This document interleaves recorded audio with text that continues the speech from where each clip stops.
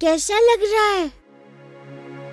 जय श्री कृष्णा, जय श्री कृष्णा, जय श्री कृष्णा हरे हरे, जय श्री कृष्णा, जय श्री कृष्णा, जय श्री कृष्णा। कन्हैया रुक जाओ, कन्हैया, कन्हैया। बहू, बहू,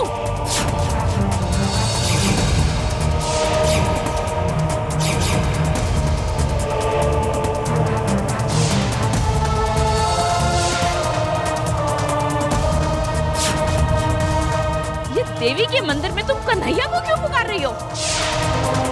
हाँ? कृष्ण भगवान ही तो है माँ जी। चुप! उस माखन चोर को भगवान का नाम मत दे और ना ही उसे यहाँ याद करने की जरूरत है, समझी? हम यहाँ भगवान के दर्शन करके पुण्य कमाने आए हैं और यहाँ पर तुम कन्हैया को पुकार रही हो? कृष्ण हमारा जीवन है, हमारी आत्मा है। कृष्ण के बिना ये जीवन मृत्यु के समान है माँ जी। मृत्यु देने ही तो मैं तुम्हें साथ लाई हूँ। अब चलोगी? चलो अब यहाँ से।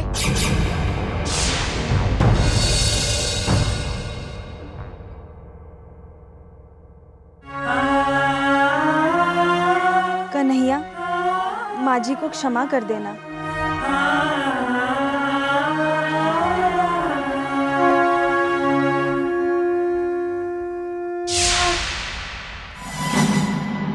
जानो महाराज,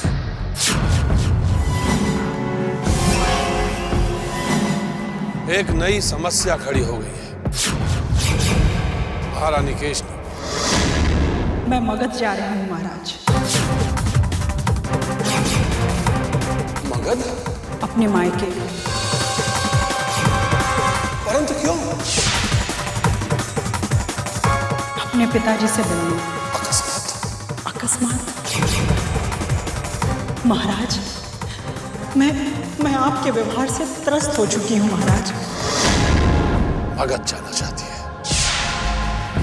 नहीं महाराज नहीं, आप महारानी केशनी को मगध ना जाने दें। महाराज, आप सम्राट जरासंध के क्रोध को निमंत्रण नहीं दे सकते। जानता हूं जानो, परंतु इस समस्या का समाधान क्या है? इस समस्या का मूल कारण क्या है? मूल कारण? समस्या का मूल कारण? समस्या का मूल कारण?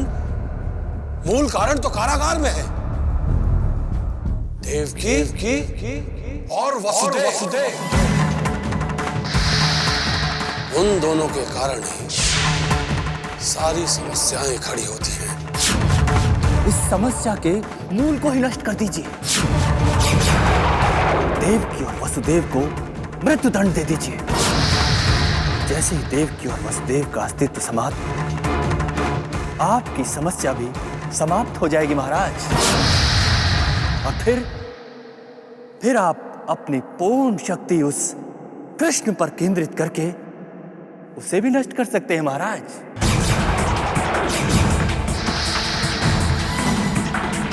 जानो, तुम सत्य में मेरे मित्र। जैसा तुमने कहा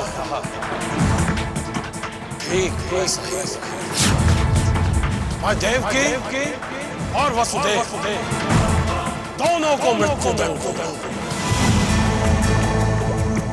कल प्रातः होता दोनों के सर धड़ से अलग करवा दो। ये मथुरा नरेश कंस का देश है।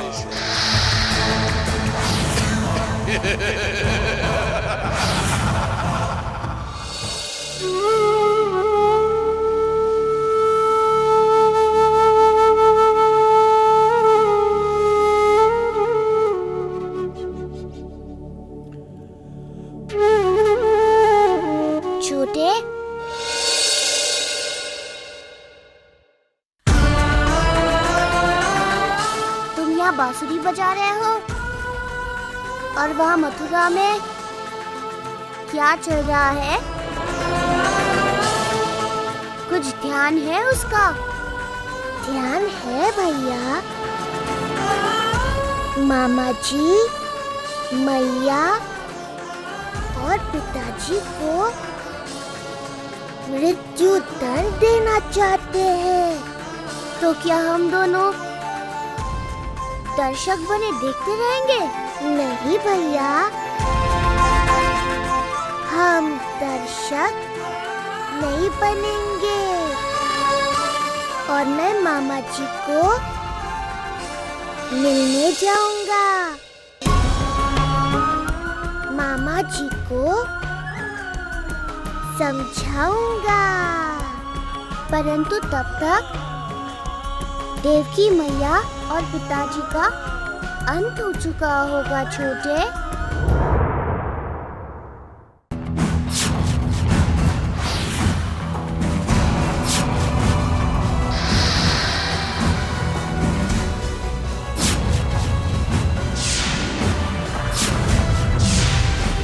वसुदेव, तुम्हारा मित्र कंस तुमसे मिलने आया है। गले नहीं मिलोगे?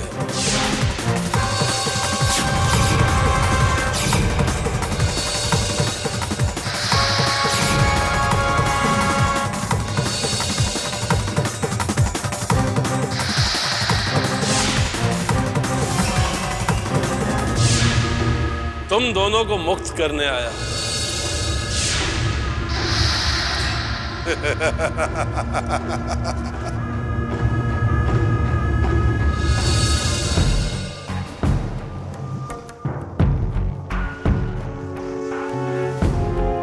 मुक्त होने के बाद कदाचित हमारी भेंट ना हो, इसलिए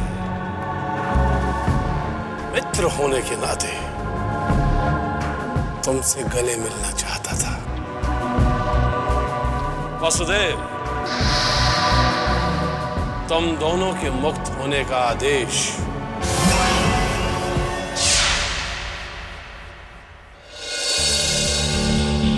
चाणूर तुम्हें पढ़कर सुनाएगा।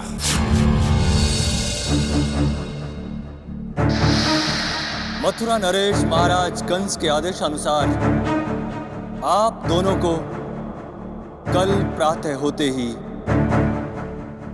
मृत्यु दंड दे दिया जाए।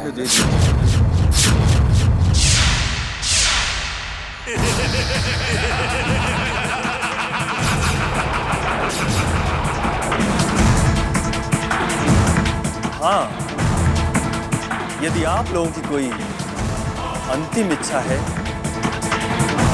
तो उसे अवश्य पूर्ण किया जाएगा।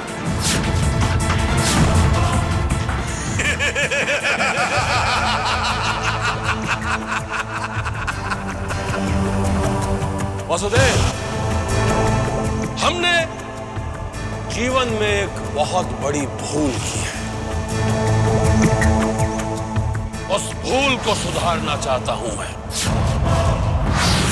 तुम्हारे विवाह के अवसर पर जब आकाशवाणी हुई थी, उसी समय हमें तुम्हें मृत्यु दे देनी चाहिए थी। ना रहती तुम, ना जन्म लेता वो कृष्ण। अब हम अपनी भूल को सुधार रहे हैं। कल प्रातः होते तुम दोनों को मृत्यु दे दी जाएगी। तुम दोनों के मृत्यु और जीवन के बीच केवल आज के दिन का कुछ अंश और पूरी रात बाकी है। प्रार्थना करो अपने भगवान से कि इस रात की कभी सुबह कल तक जो बहन भाई को थी प्राण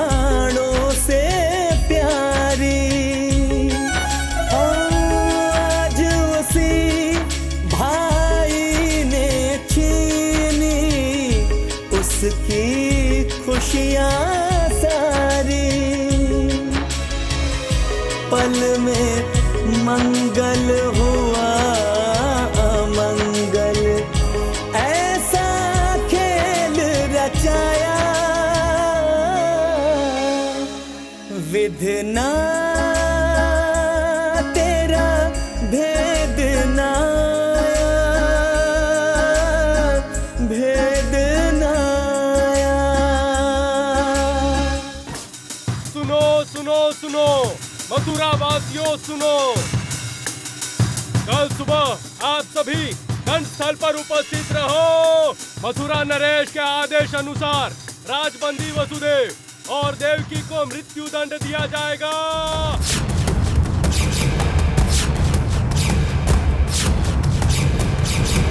कल सुबह दंड स्थल पर, याद रहे।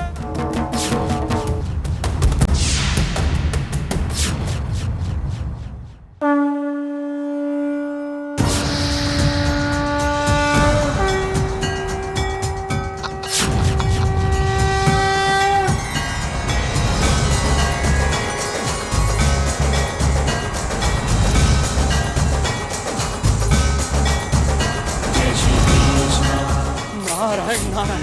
प्रभु ये क्या है? कहीं कृष्ण समय से पहले ही कंस का अंत तो नहीं करना चाहते?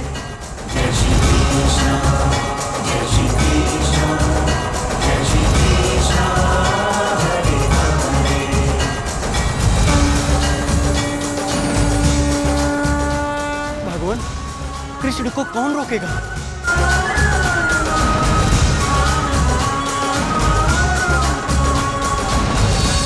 रुक जाइए, सुदर्शन चक्र मत चलाइए। नारायण नारायण। कदाचित कंस को जीवित रखने के पीछे जो उद्देश्य आपने मुझे बताया था, उसका आपको विस्मरण हुआ है।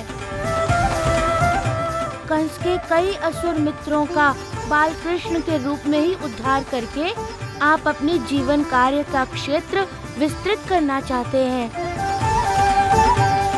यदि आपने इसी समय कंस का अंत किया तो आपको उद्देश्य सफल होने में कई बाधाएं खड़ी होंगी। आप तो सर्वज्ञ हैं प्रभु, जानते हैं कि कई असुरों ने मनुष्य जन्म लिया है और उन्हीं के कारण धर्म का लोप हो रहा है। आपको इन सब का दमन करके धर्म की पुनर्स्थापना भी करनी है। कंस अब एक असुर को विनाश के लिए आपके पास भेज रहा है। यदि आप इस समय कंस का वध करेंगे तो पृथ्वी लोक के सारे असुरों का लक्ष्य गोकुल होगा और पिताजी मैया सहित सभी गोकुलवासी असुरों के आक्रमण का प्रतिकार नहीं कर सकेंगे। सारे असुरों की शक्ति को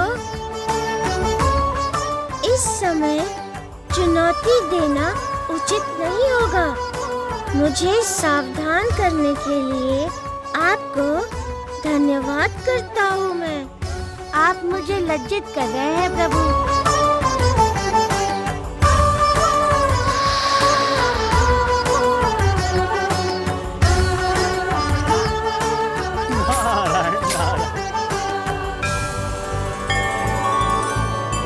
जय श्री कृष्ण, जय श्री कृष्ण, जय श्री कृष्ण, हरे हरे।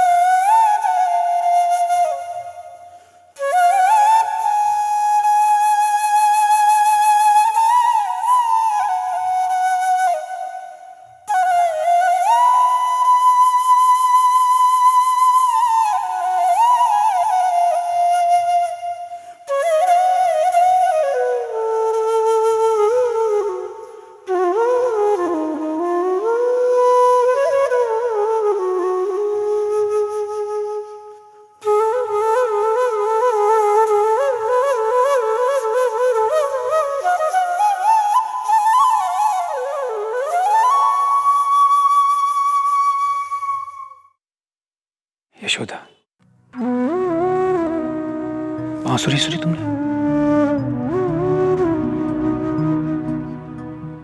कृष्ण की बांसुरी ने तो आज व्याकुल कर दिया। ऐसा लग रहा है जैसे कृष्ण स्वयं व्याकुल है। कृष्ण की बांसुरी तो सदैव ही हमें आनंदित करती है, किंतु आज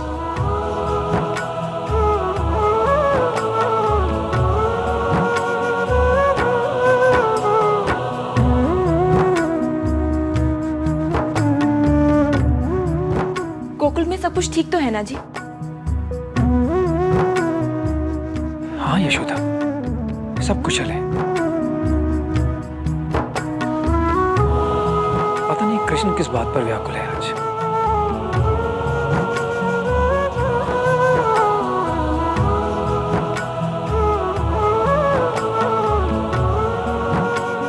कृष्ण की बांसुरी से जब भी करुण स्वर निकलते हैं, अवश्य कुछ न कुछ घटता है। आज भी कुछ होने वाला होगा या हुआ होगा।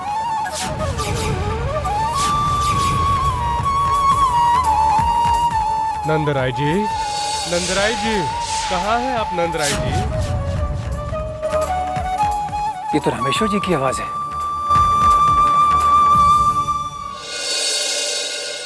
आइए रामेश्वर जी, आइए। प्रणाम नंदराय जी। प्रणाम। यशोदा, रामेश्वर जी के लिए कुछ जी। इसकी कोई आवश्यकता नहीं है नंदराय जी। मैं मथुरा से लौट रहा हूं, सोचा कि आपसे मिलकर घर जाऊं। कोई समाचार? बहुत बुरा समाचार है नंदराय जी।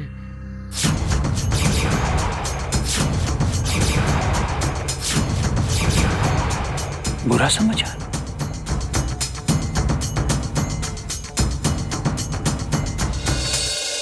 हाँ नंदराय जी, बहुत बुरा समाचार है। क्या हुआ रामेश्वर जी? नंदराय जी, कल सुबह मथुरा के राजा कंस। वो क्यों गए रामेश्वर जी? मुझे धैर्य नहीं हो रहा है नंदराय जी। परंतु क्या? शीघ्र बताइए रामेश्वर जी। कल सुबह राजा कंस देवकी और वसुदेव जी को मृत्यु दंड देने वाला है।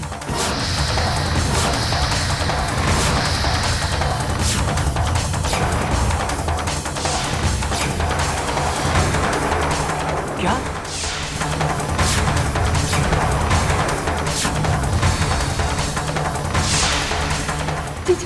भाभी? रामेश्वर जी, आप अभी जाइए, मैं आपसे बाद में मिलता हूं।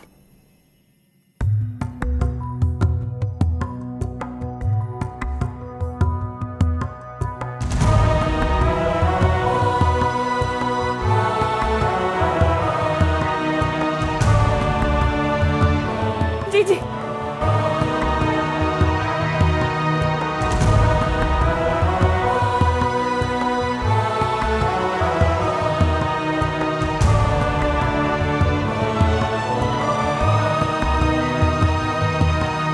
भैया, मैं मथुरा जाऊंगी। नहीं जीजी, नहीं नहीं। वो दुष्ट कंस आपको तुरंत बंदी बना लेगा और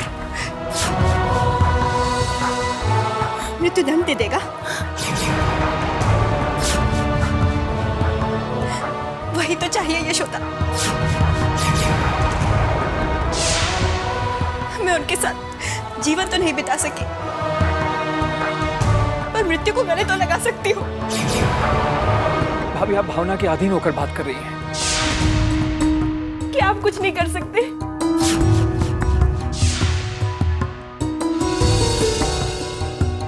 क्या मतलब यशोदा? वसुदेव जी और देवकी को मुक्त करा दीजिए। नहीं यशोदा, अगर मेरे बस में होता तो मैं वासुदेव भैया और देवकी भाभी को कब का मुक्त करा चुका होता।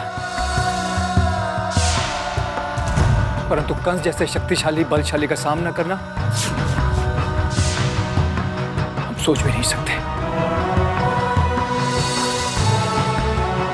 नहीं जी, शांत हो जाइए। नहीं।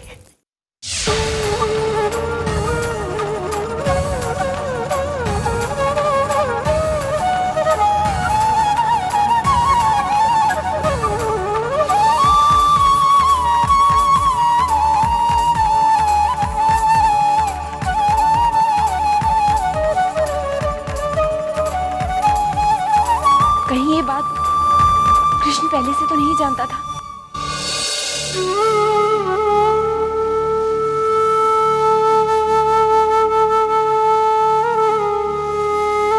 कदाचित इसी कारण करुण स्वर में बांसुरी बजा रहा था। जय श्री कृष्ण, जय श्री कृष्ण, जय श्री कृष्ण।